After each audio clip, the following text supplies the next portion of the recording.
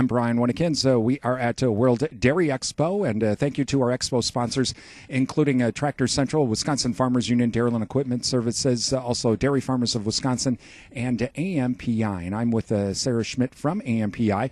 We're going to talk a little bit about the big news here at World Dairy Expo, and that's the new agreement between the United States, Canada, and Mexico. And Sara, good morning, and thank you for joining us. Well, last year at this time, everyone was talking about, oh, great, we're going to have tariffs against China. We got a trade war starting.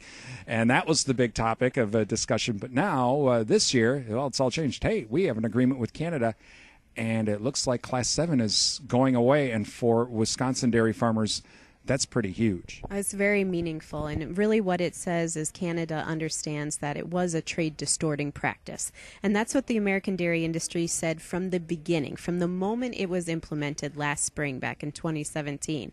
It said they were allowing their processors in their country to dump extra skim milk powder on the world market at below market prices. And that's not fair, and that's not right. And so that's what our trade negotiators were effective and successful in doing with this latest agreement.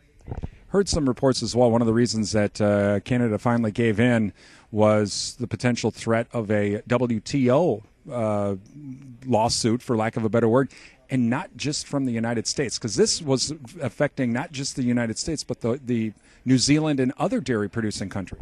Well, it was exporting. It impacted any dairy country that's exporting powder. And so, yes, it was definitely beyond the U.S. I'm almost positive we would have moved forward with a WTO claim. The WTO process is long, it's arduous, so the fact that we were able to get this eliminated in this agreement is really positive news.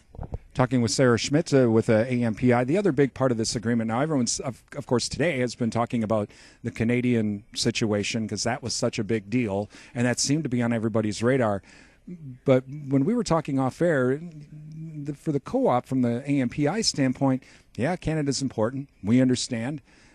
But there's this place called Mexico that's actually for us a lot more important. Really important. And so, as everybody knows, the Canadian population is a small population. But what we have in our Mexican trading partner is somebody who enjoys American cheese. And if anybody knows cheese, it's Upper Midwest dairy farmers, right? And so when I say they really enjoy cheese, it's very sincere, because Mexico currently accounts for about 30% of all of our cheese exports. 30%. So if we were to in any way lose that customer, it would have significantly impacted us. And that's what we saw that last week of June, when the tariff announcements came out and the cheese market plummeted and it went straight to the dairy farmer milk checks. That was this fear of lacking free trade and lacking the ability to buy the cheese that they had so wanted, and we were happy to provide, right? It was a good relationship. And so now that this agreement can continue to move forward, it really preserves that relationship, one that the U.S. dairy industry has been building for many years, and definitely impacts the cheese producing region that we're in. Talking with Sara Schmidt with AMPI. Obviously, Sara, we don't really know. I mean, this has to be approved by 3 different legislative bodies in 3 different countries. Any one of the 3 could end up saying no, and then we have to start over. But if it would pass, we really don't know how long this is going to translate down to the dairy farmer. But I would think that just the mention of the agreement has improved morale a little bit. And I think we could all use it right now. So the positive energy that this provides is a good thing. But yes, it's going to be a long process. Implementation, any number of things could come up in the weeks and months ahead. So certainly a light and something we can be very thankful for at this moment. But we certainly have a long way to go.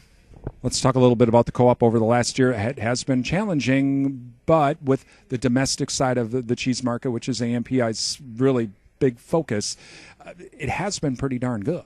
So for dairy farmers who own AMPI, they own 10 manufacturing plants, and that's kind of unique in this day and age. And so in those 10 manufacturing plants, it's where AMPI produces cheese and butter, something to the tune of about 10% of the nation's American-type cheese and butter. And when we are making that cheese and butter, it's at the direct communication point with the customer. So it's the customer who is saying they want more cheese, they want more butter.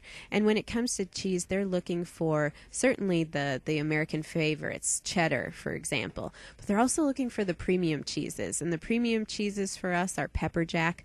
A lot of pepper jack cheese in this country is made in Jim Falls, Wisconsin.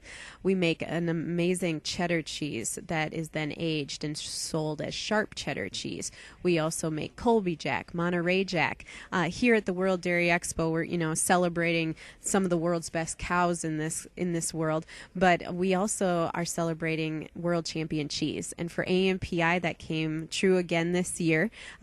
Blair cheese produced in that plant was first mild cheddar again. It's a repeat win for many years, and we were also third in that class. It's a very competitive class. To be first and third in cheddar is a big win. But then what was really cool was we actually swept the Colby and Monterey Jack class, and the leading cheese there was produced in Sanborn, Iowa, and then Jim Falls, Wisconsin produced second and third. And Sanborn, Iowa is a good story because we just recently installed new cheese vats in Sanborn, Iowa. So our cheese plants in Wisconsin received that new investment several years ago, but now Sanborn has new cheese vats. Minnesota's Paynesville, Minnesota plant has new cheese vats. And it's really this concerted effort by the board of directors, our dairy farmer owners, to invest in cheese, because we see cheese demand is continuing to climb. Last year, Americans consumed about 36 pounds of cheese per person, and you might initially say, wow, that's kind of a lot of cheese. Well, take a look at Denmark. They take in 60 pounds per person each year. So there's still room to grow. There's a lot of demand for cheese out there, and we see it's growing, and so that's where the co-op is definitely investing its time and energy and money. That is Sara Schmidt. She is with AMPI from World Dairy Expo. I'm Brian Winnekens.